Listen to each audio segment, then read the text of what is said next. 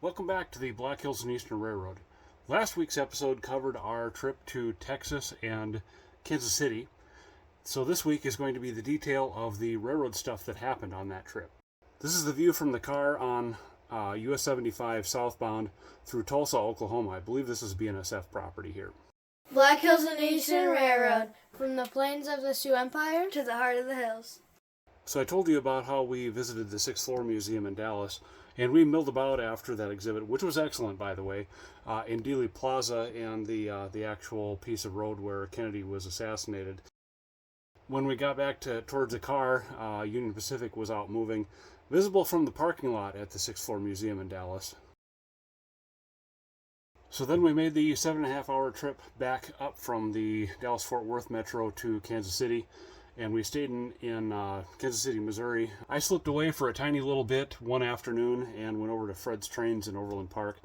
I took the short trip up to Doc's Caboose and found him closed that afternoon, but in the very short time I was there on property, Union Pacific came through their track. Basically, if the train crew really wanted to, they could probably lean out the window and slap the side of the building that Doc's Caboose is in. Pretty cool. It adds a nice ambiance for modelers that come there for their stuff and rail fans that want to stop in and take a look at models. I know nothing of Union Pacific's operations in Kansas City, so I'm just going to have to take a guess here. These SD40-2s are bringing probably what looks to me like a transfer over to CPKC with a heavy load of CP cars in this train.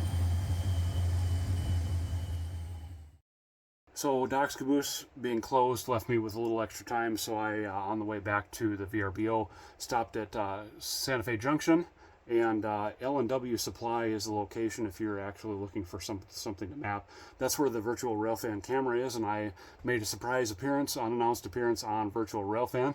You see me here. And while I was there, there was a couple of trains that came through. There's trains actually on 3 levels that are visible from the parking lot out there in front of L&W. As are on the virtual Railfan cam. Pretty cool. I was last down there in 2006 with Operations Manager Tim, and we got a couple of pictures. We got a lot of pictures, actually. I'll share those in another episode. One highlight was that the Boeing train, or a section of the Boeing train, came by us, and while it was coming by us, just while the 737s were right in front of us, the train dumped its air. So we had the opportunity to get as many pictures of that as we wanted, so that was really cool. Just as I was getting ready to pull the pin at Santa Fe Junction, Union Pacific coal train came through on that mid-level, and here's shots of that.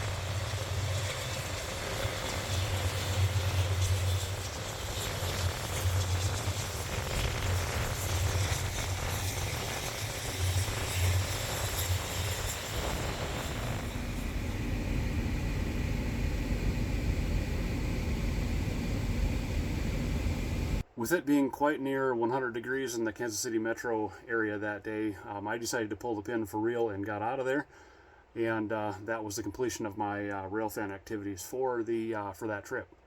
Hope you enjoyed the content here. If you did, smash that like button, subscribe for more, and hopefully I'll see you guys in the next one.